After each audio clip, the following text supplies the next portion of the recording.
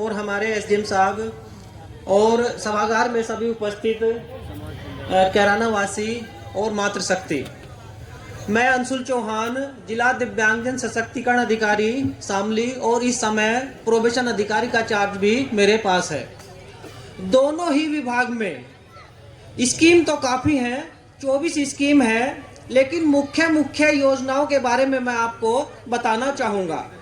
एक मुख्य स्कीम दिव्यांग विभाग की, 5 साल की उम्र तक का कोई ऐसा बच्चा जो न तो बोल रहा हो और न ही सुन पा रहा हो, तो ऐसे बच्चों का सरकार द्वारा निःशुल्क ऑपरेशन किया जाता है।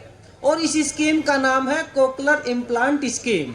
हमारे कान के अंदर एक हड्डी होती है जिसका नाम कोकलर होता है, और अगर इस हड्डी में कुछ कमी आ जाए बच्चे के जन्म के समय या उसके बाद, तो उस बच्चे का ऑपरेशन हड्डी का किया जाएगा और बच्चा सुनने भी लगता है और बोलने भी लगता है। और चूंकि जैसे जैसे उम्र बढ़ती है हड्डी कठोर होती जाती है और फिर हड्डी में सर्जरी नहीं हो पाएगी, काट छाट नहीं हो पाएगी, और 5 साल से बाद यह ऑपरेशन संभव नहीं होता। तो अगर आपकी जानकारी में कोई ऐसा बच्चा है तो हमारे विभाग में संपर्क करें और उस बच्चे का ऑपरेशन करा ले। क्योंकि यह ऑपरेशन बहुत महंगा है, अगर प्राइवेट रूप से आप कराएंगे तो इसमें 6 लाख तक की धनराशि खर्च होती है, लेकिन सरकार द्वारा एकदम निःशुल्क है।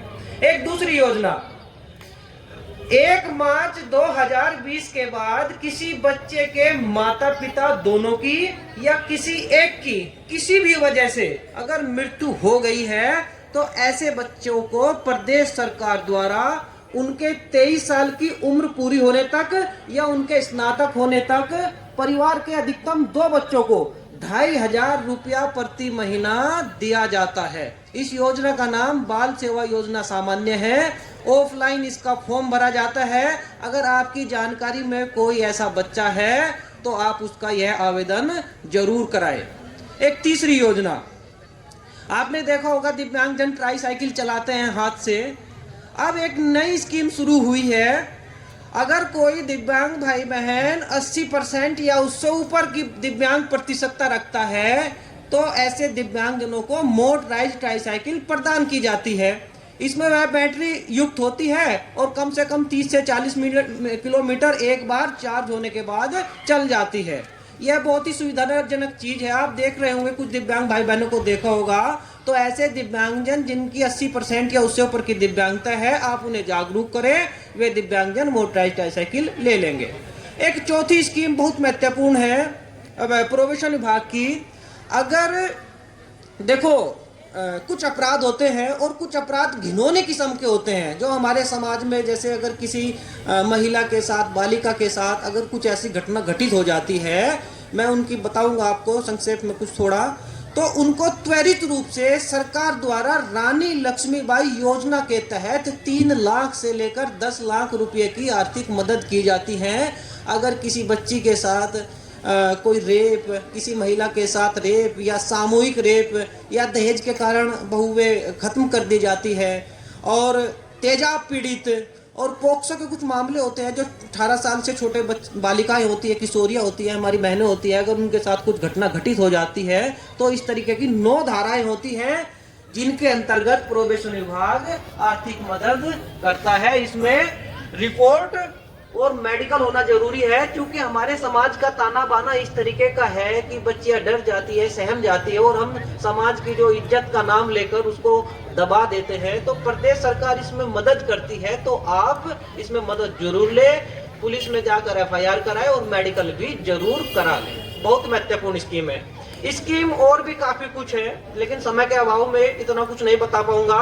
सामने इधर महिला कल्याण विभाग और दिव्यांग विभाग की 24 योजनाएं हैं, आप वहां जाकर जरूर देखें। और किसी भी योजना का अगर आपको जानकारी लेना है, एक हेल्पलाइन नंबर भी है, उस पर लिखा है, 24 घंटे सभी के लिए खुला है, उस पर जाकर आप मैसेज जरूर करें और योजनाओं का लाभ लेने के विषय में मुझसे पूछे, मैं आपको बताऊंगा। धन्यवाद। उसने यथासंभव इलाज भी करा लिया, लेकिन फिर भी वह अपना सामान्य दैनिक जीवन जीने में बेहद कठिनाई, मैंने यहाँ शब्द बोला है बेहद कठिनाई का इस्तेमाल हो रहा है उसे अपने जीवन में, तो उस हिस्से की वजह से वह दिव्यांग माना जाएगा। अब मैं आपको बताऊंगा, किसी व्यक्ति की 4 उंगली नहीं है और मैं उसको फिर भी दिव्यांग कह रहा हूं कि वह नहीं है। क्यों नहीं है? क्योंकि उंगली के नीचे जो यह हिस्सा है, अंगूठे से ऊपर का यह हिस्सा है, इस हिस्से की वजह से वह किसी चीज को उठा लेगा, माइक को भी पकड़ लेगा और वह यहाँ तक खा होगी, लेकिन बेहद कठिनाई नहीं होगी, उसको दिव्यांग नहीं मानेंगे। अगर यही उंगली से नीचे यहाँ अंगूठे से हिस्सा कट जाता तो फिर क्या होता, वह किसी चीज को उठा भी ना पकड़ पाता, तो फिर उस स्थिति में उसकी दिव्यांगता 40 से 45% आ जाती और उसको दिव्यांग मान लेते। इसी तरीके से अगर किसी व्यक्ति की एक आंख नहीं है और बहुत से व्यक्ति ऐसा कहते हैं कि उसे तो दिव्यांग होना चाहिए और उसका दिव्यांग प्रमाण पत्र बनना चाहिए, लेकिन नहीं, उसकी दिव्यांगता 30% ही आएगी। अब ऐसा क्यों? सामान्य दैनिक जीवन वह कैसे जी लेगा? सामान्य दैनिक जीवन में कई सारी चीजें आती है, जैसे उठना बैठना, घर का कार्य करना, पढ़ाई लिखाई करना, दूसरे से बातचीत करना, बस में सफर करना, ये सब चीजें सामान्य दैनिक जीवन में आती है। कोई नौकरी व्यापार, कोई पढ़ा लिखा आदमी नहीं है, मजदूरी करना। तो एक आंख जिसकी सही है, दूसरी आंख चाहे कितनी भी खराब क्यों ना हो, वह ये सारे कार्य कर लेगा, वह अपना सामान्य दैनिक जीवन जी लेगा, उसको कोई बेहद कठिनाई वाला जो मैंने वाक्य बोला था, शब्दांश बोला था, उसमें दिक्कत नहीं होगी। तो एक आंख का व्यक्ति भी दिव्यांग नहीं माना जाता। और अगर उसकी दूसरी आंख खराब है, दोनों आंख खराब है, तो फिर उसको 100% माना जाता है। यहाँ एक क्वेश्चन आप पूछ सकते हैं, दोनों आंखों पर 100% तो एक आंख पर 50% क्यों नहीं? ऐसा नहीं होता। अगर उसकी एक आंख सही है, उसे दिव्यांग नहीं माना जाएगा। तो इसी तरीके से हमारी दिव्यांगता बढ़ती रहती है। अगर हाथ यहाँ से चला जाता है किसी का, उसकी 50% हो जाती है।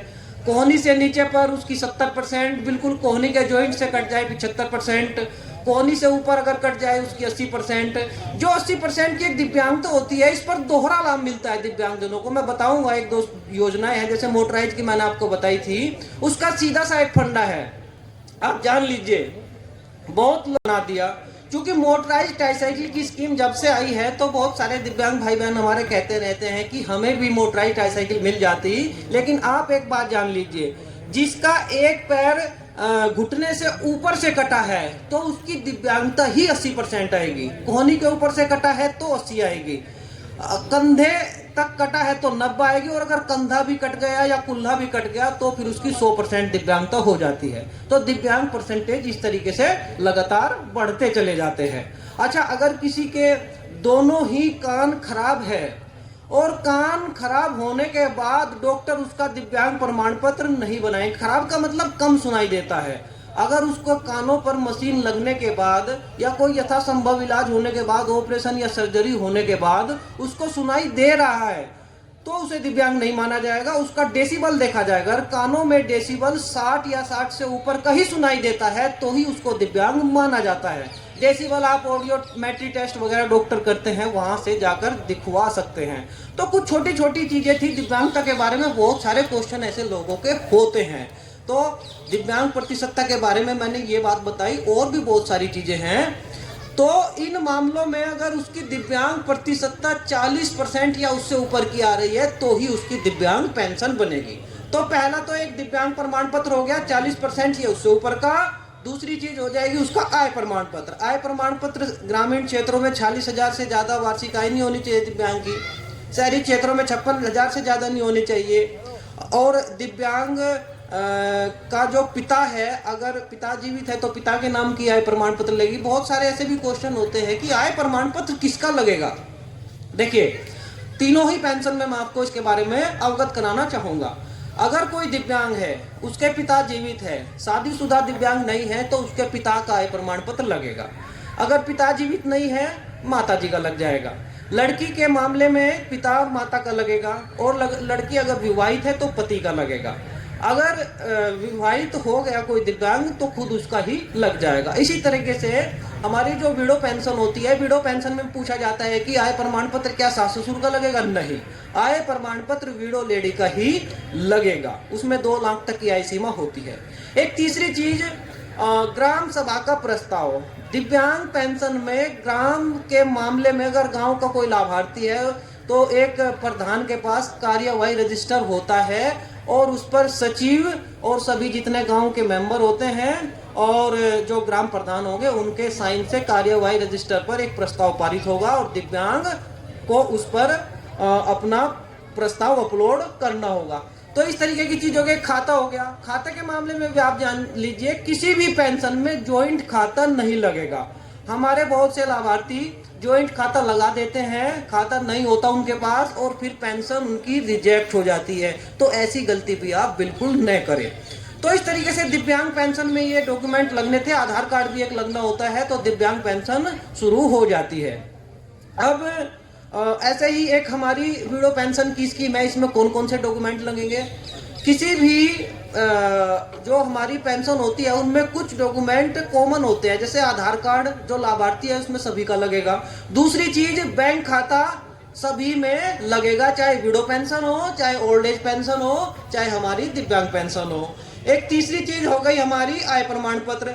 आय प्रमाण पत्र दिव्यांग पेंशन में भी लगेगा, वीडो पेंशन में भी लगेगा और हमारा जो ओल्ड एज पेंशन है उसमें भी लगेगा। आय प्रमाण पत्र में थोड़ा सा डिफरेंस है। जो वीडो पेंशन है, वीडो पेंशन में 2 लाख तक की आय सीमा होती है, लेकिन ओल्ड एज पेंशन और दिव्यांग पेंशन में 40,000 की शर्त ग्रामीण क्षेत्रों में और शहरी क्षेत्रों में 56,000।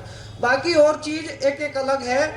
वीडो पेंशन में पति का मृत्यु प्रमाण पत्र, वृद्ध पेंशन में परिवार रजिस्टर की नकल या राशन कार्ड की फोटोकॉपी और दिव्यांग पेंशन में दिव्यांग प्रमाण पत्र, जो स्पेशल उस केस में स्पेशल चीज लगती है, एक एक चीज। इसके अलावा एक महत्वपूर्ण बात आपको मैं बताऊंगा। हमारे बहुत से दिव्यांग भाई बहन, हमारी कुछ वीडो महिलाएं हैं और कुछ हमारे जो ओल्ड एज हैं, वृद्ध लोग हैं, उनकी पेंशन रुक गई। बहुत सारे लोगों की समस्या है, इसके बारे में मैं आपको बताना चाहूंगा। हमारी 2 तरीके की केवाईसी होती है। अभी हमारे प्रदीप कांत जी जो परियोजना अधिकारी उन्होंने बताया, एक केवाईसी तो बैंक वाली होती है, यानी जो आपका बैंक खाता है उससे आधार ज्वाइंट हो जाएगा, आधार बैंक खाते से जुड़ गया।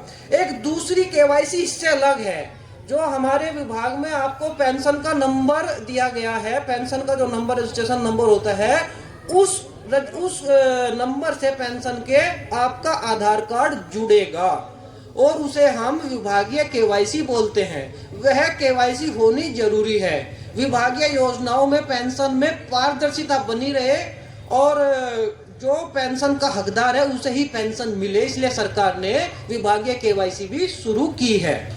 इस केवाईसी में आधार खाता और आधार नंबर और बैंक खाता अपने विभाग में लेकर जाना होगा और वहां केवाईसी हो जाएगी। और वीडो पेंशन में और दिव्यांग पेंशन में एक शुरुआत की थी, जो हेल्पलाइन नंबर है मेरा, वहां देख सकते हैं। अगर किसी की केवाईसी न हुई हो तो उस नंबर पर आधार और खाता दोनों की व्हाट्सएप आप कर सकते हैं। मोबाइल फोन पर वो सुविधा दी है और आपको वहां जाना नहीं पड़ेगा। और मैं कोई चीज और बताता हूं, हमने दिव्यांग विभाग में एक नवाचार किया था पिछले 3 साल पहले।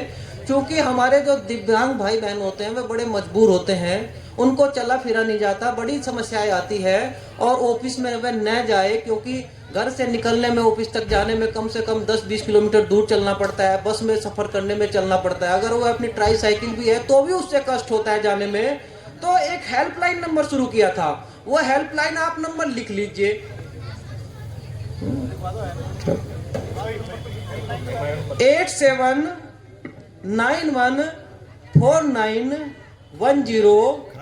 8791491011। ये नंबर आप नोट कर लो और उधर बैनर पर भी लिखा हुआ है 8791491011।